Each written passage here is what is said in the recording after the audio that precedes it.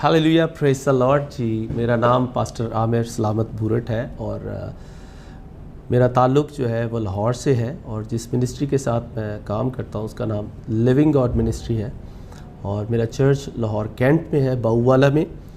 और मैं सबसे पहले शुक्रगुज़ार हूँ ज़िंदा खुदावंद का जो कि हमारा हादी और रहनुमा है, और उसके बेटे यीशु मसीह का जिसने अपना लहू देकर हमें ख़रीदा है। और इसके साथ साथ मैं sister Rachel, pastor John AD का शुक्रगुज़ार हूँ, किंग टेलीविज़न का शुक्रगुज़ार हूँ जिसने मुझे ये मौका दिया कि मैं आपके साथ कलाम को शेयर कर सकूँ। जी आइए हम सब मिलकर खुदावंद के कलाम में से सीखते हैं।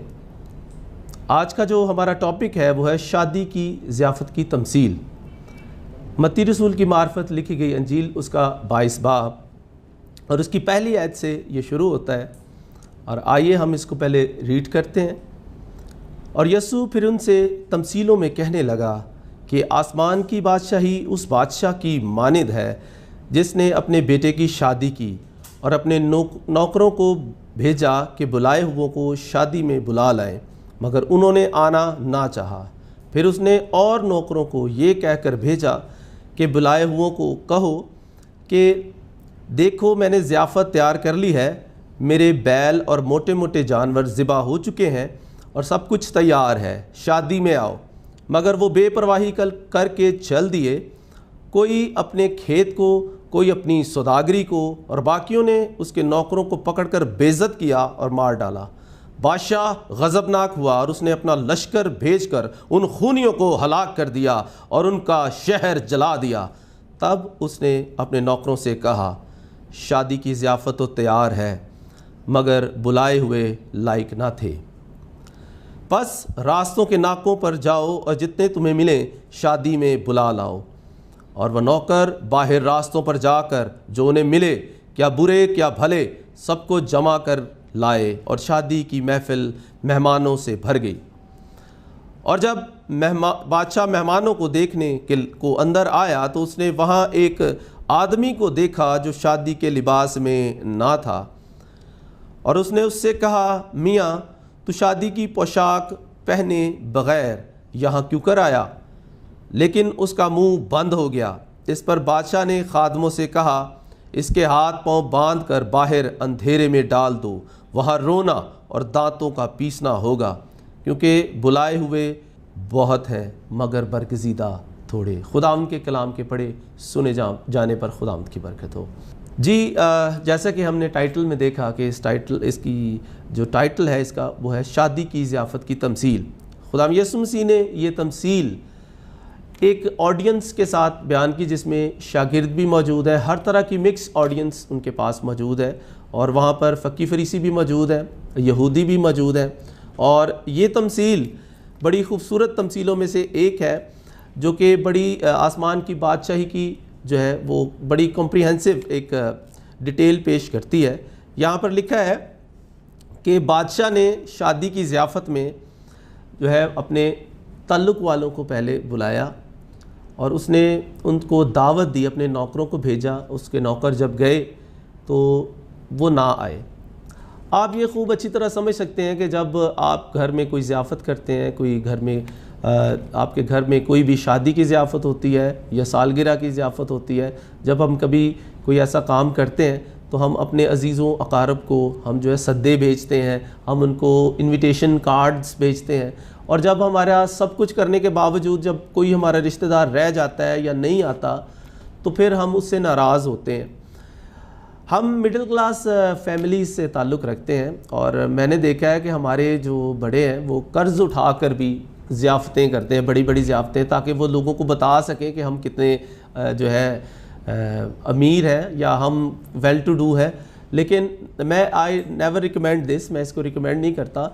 लेकिन ये एक इंसान की जिबिलत है, उसकी एक आदत है कि वो चाहता है कि उसका जो है वो शान व शौकत दिखाए। इसी तरह अजीज़ों, यहाँ पर जो बादशाह है उसके पास रुपए पैसे की कमी नहीं है। अगर हम जैसे जो है मिडिल क्लास लोग अपनी शान व शौकत दिखाने के लिए ऐसा करते हैं तो आप ये सोचें कि जो बादशाह है वो उसने कैसा एक इंतज़ाम किया होगा, कि कैसी ज़ियाफ़त उसने तैयार की होगी। और जब उसके ज़ियाफ़त में कोई ना आया तो उसने پھر کہلا بھیجا دوبارہ سے، حالانکہ وہ پریشان تھا، ناراض ہو سکتا تھا، لیکن وہ ایک نرم دل شخص ہے اور اس نے دوبارہ سے انویٹیشن بھیجا ہے، ایک بار موقع دیا اور دوبارہ سے اپنے جو ہے خادموں کو بھیجا اور اس نے ان سے کہا کہ میرے موٹے موٹے بیل ذبح ہو چکے ہیں، یعنی ان کو یہ سارا کچھ بتایا کہ میں نے بہت جو ہے آپ لوگوں کے لیے اہتمام کیا ہوا ہے۔ تو جب ہم دیکھتے ہیں کہ وہ اس کے دوبارہ کہنے پر بھی، خادموں کے دوبارہ کہنے پر بھی وہ نہ آئے، تو کیا ہوا؟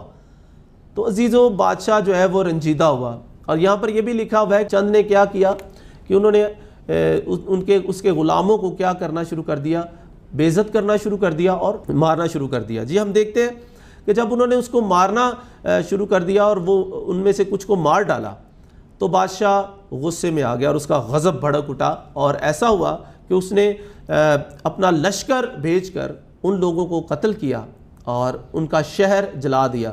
شہر جلا دینے کا مطلب یہ ہے کہ دوبارہ وہاں پر کوئی آباد کاری نہ ہو، وہ اس قدر ناراض تھا۔ اگلے پڑاؤ میں، اس تمثیل کے اگلے پڑاؤ میں ہم دیکھتے ہیں کہ اس نے جو ہے اپنے خادموں کو بھیجا کہ جاؤ گلی کی نکڑوں میں جو کھڑے ہوئے ہیں ایسے لوگوں کو جمع کرو جو راستوں میں کھڑے ہیں، جو بلائے ہوئے نہیں تھے، اور سیمز ایسا لگتا ہے کہ وہ بادشاہ کے رشتہ دار بھی نہیں ہیں۔ اور بادشاہ نے کیا کیا ہے؟ بادشاہ نے ان کو انویٹیشن دے دیا ہے، اوپن انویٹیشن ہے سب کے لیے۔ اور عزیزو میں اس کلام کو جب تیار کر رہا تھا، پڑھ رہا تھا، تو میرے دل میں خدا نے ایک بات ڈالی کہ اگر ہمیں کوئی بڑا آدمی اپنی کسی دعوت پہ، مجلس پہ بلاتا ہے تو ہم کس طرح تیار ہو کر جاتے ہیں۔ مثال کے طور پر اگر ہمیں پریزیڈنٹ ہے یا پرائم منسٹر عمران خان ہمیں بلاتا ہے، انوائٹ کرتا ہے، تو ہم کس طرح اپنا ڈریس کوڈ کا خیال رکھیں گے، کس طرح ہم اپنے آپ کو تیار کریں گے اور وہاں پر جائیں گے؟ جی عزیزو، ہم اپنا بیسٹ کلوتھس نکالیں گے نا، ہم اپنے اچھے کپڑے نکالیں گے، اب اچھی طرح میک اپ کریں گے، تیار ہوں گے تاکہ ہم اس کے سامنے ایک اپنی اچھی ریپرزنٹیشن دے سکیں۔ تو عزیزو جب ہم اس کے پاس جائیں گے تو وہ ہم سے ملے گا تو وہ خوش ہوگا، ہم اس بات کو مد نظر رکھتے ہیں۔ لیکن یہاں پر ہم دیکھتے ہیں کہ بادشاہ جب آیا ہے تو وہاں پر اس نے ایک ایسے شخص کو دیکھا کہ جو شادی کا لباس پہنے ہوئے نہ تھا، اور بادشاہ اس بات پر رنجیدہ ہوا۔ اس سے پہلے کہ ہم اس کے کلام کے کنکلوژن پہ جائیں، میں کریکٹرز کے بارے میں تھوڑا سا بتانا چاہتا ہوں کہ 3-4 جو کریکٹرز اس میں ہیں وہ کس کس بات کو، کس کس کو ریپرزینٹ کر رہے ہیں، کون کون سی شخصیات کو ریپرزینٹ کرتے ہیں۔ جی عزیزو، سب سے پہلا جو بادشاہ کا کردار ہمیں اس تمثیل میں ملتا ہے وہ خدا باپ کو ظاہر کرتا ہے، اس کے بیٹے یسوع مسیح کی بادشاہی، اس کی شادی، اور وہ جو شادی ہے وہ یسوع مسیح کی بادشاہی کی ضیافت ہے۔ اور جو بلائے ہوئے ہیں آف کورس وہ بنی اسرائیل کے لوگ تھے جن کو سب سے پہلے کال کیا گیا، جن کو سب سے پہلے بلایا گیا اور ان کو مدعو کیا گیا کہ وہ اس کے حضوری میں آئیں، لیکن انہوں نے یہاں پر جیسا کہ تمثیل میں لکھا ہے انہوں نے اسے قبول نہ کیا، اس انویٹیشن کو حقیر جانا، اور وہ شاید اس کی بادشاہی کو دیکھنا ہی نہیں چاہتے تھے، وہ اپنے کاموں میں، اپنے بزنس میں مصروف ہے، وہ اپنی باتوں میں مصروف ہے۔ لیکن کیا ہم آگے کیا دیکھتے ہیں کہ پھر وہ جب غضبناک ہوا اس کے بعد اس کے دل میں ایک اور خیال آتا ہے، اور وہ پھر گلی کے نکروں میں جو کھڑے ہوئے ہیں، جو اس کو نہیں جانتے، ان کے پاس وہ بھیجتا ہے۔ جی میرے عزیزو، وہ گلی کی نکروں میں کھڑے ہوئے لوگ میں اور آپ ہیں، ہم ہی وہ لوگ ہیں جن پر اس کا فضل ہوا ہے، کیونکہ اس کے کلام میں یوحنا رسول کی معرفت لکھی گئی انجیل اس کے 3 باب میں لکھا ہوا ہے کہ جتنوں نے اسے قبول کیا اس نے انہیں خدا کے فرزند بننے کا حق بخشا، یعنی انہیں جو اس کے نام پر ایمان لائے۔ عزیزو، یہ وہ لوگ ہیں جن کی کوئی نسبت نہ تھی، جن کی خدا کے ساتھ کوئی رشتہ داری، تعلق داری نہ تھی، لیکن خدا نے یہ فضل دیا کہ اس نے اپنے خادموں کو بھیجا، اس نے مجھ جیسے خادموں کو، آپ جیسے خادموں کو تیار کیا اور بھیجا کہ اس کی بادشاہی کی منادی کریں، اس کی بادشاہی کی ضیافت کی منادی کریں، اور پھر انہیں اپنے ضیافت کے لیے بلا لیا۔ اور ہم دیکھتے ہیں کہ جیسا کہ ابھی میں نے بتایا کہ ہم جب کوئی ضیافت میں کسی میں شادی میں جانا ہوتا ہے, ضیافت میں جانا ہوتا ہے, تو ہم بہت اچھی طرح سے تیار ہو کر جاتے ہیں, اور یہاں پر بھی ہم ایسا ہی ہمیں لگتا ہے, دیکھتے ہیں کہ وہاں پر بہت اچھی طرح لوگ تیار ہو کے گئے ہوئے ہیں. اور اسی لیے ایک شخص جو شادی کے لباس میں نہیں ہے وہ پرومیننٹ ہو رہا ہے, اندر سے نظر آ رہا ہے, اور بادشاہ کو وہ نظر آتا ہے, اور بادشاہ اس کی طرف دیکھتا ہے اور اس سے پوچھتا ہے کہ میاں تو شادی کے لباس کے بغیر اندر کیسے آ گیا؟ اور وہ شخص آگے سے خاموش ہو جاتا ہے. جب وہ شخص خاموش ہو جاتا ہے تو یہاں پر یہ جو ہم بات کرتے ہیں کہ خدا کے سامنے کوئی بھی آرگومنٹ نہیں کر سکتا, بادشاہ کے سامنے کوئی بھی آرگومنٹ نہیں کر سکتا, کوئی بہانہ, کوئی ہیل و حجت اس کے سامنے پیش نہیں کر سکتا, کوئی بھی دلیل, انسانی دلیل اس کے سامنے چل نہیں سکتی, کیونکہ وہ دلوں کو, گردوں کو جانچنے والا خدا ہے, وہ آپ کو جانچتا ہے. جی جو لباس کی جو بات ہم کرتے ہیں تو خدا اس ظاہری لباس کی بات نہیں کر رہا, وہاں پر یسوع مسیح اس ظاہری لباس کی بات نہیں کرتے, یہ ٹائی, یہ شرٹس, یہ لہنگے, ان کی بات نہیں کر رہے. یسوع مسیح جس لباس کی بات کر رہے ہیں وہ ہمارا دل ہے. خدا ان کے کلام میں لکھا ہے کہ انسان جو ہے وہ ظاہری چیزوں پر نظر کرتا ہے, لیکن خدا دل کو دیکھتا ہے. ہاللیلویہ. خدا دل پر نظر کرتا ہے. اور جب ہم ظاہری چیزوں کی بات کرتے ہیں تو ظاہری چیزوں میں ہم اگر کسی کو دیکھنا چاہتے ہیں کہ وہ کتنا اچھا ہے یا کتنا وہ لینڈ لارڈ ہے, یا خاص طور پہ آج کل جب ہم پاسٹرز کو دیکھتے ہیں تو اگر اس نے اچھی گھڑی پہنی ہے, سونے کی انگوٹھی پہنی ہے, اچھے کپڑے پہنے ہیں, تو ہم یہ سمجھتے ہیں کہ یہ بہت ہی کوئی اچھا خادم ہے. جبکہ خدا کا کلام برکتوں کو اس کے علاوہ بیان کرتا ہے کہ دولت جو ہے وہ برکت جو ہے وہ نہیں ہے. ان کیس میں آپ کو یہ بتانا چاہتا ہوں کہ خدا کے کلام میں یہاں پر لکھا ہوا ہے, خدا یسوع مسیح نے بیان کیا کہ دو مالک, یعنی دولت ایک مالک ہے اور خدا ایک مالک ہے. یہ خدا کے اپوزٹ بات ہے. اور ہم جو راستی کے لباس کے حوالہ سے بات کر رہے ہیں کہ راستی کا لباس جو ہے وہ یسوع مسیح کے پاس ہے. جی ہاں, مکاشفہ میں اگر ہم دیکھیں تو خدا نے کہا جو غالب آئے میں اسے عمدہ قیمتی سفید لباس دوں گا. عمدہ قیمتی سفید لباس, یعنی ہمیں اس لباس کو پہننے اور اوڑھنے کی ضرورت ہے.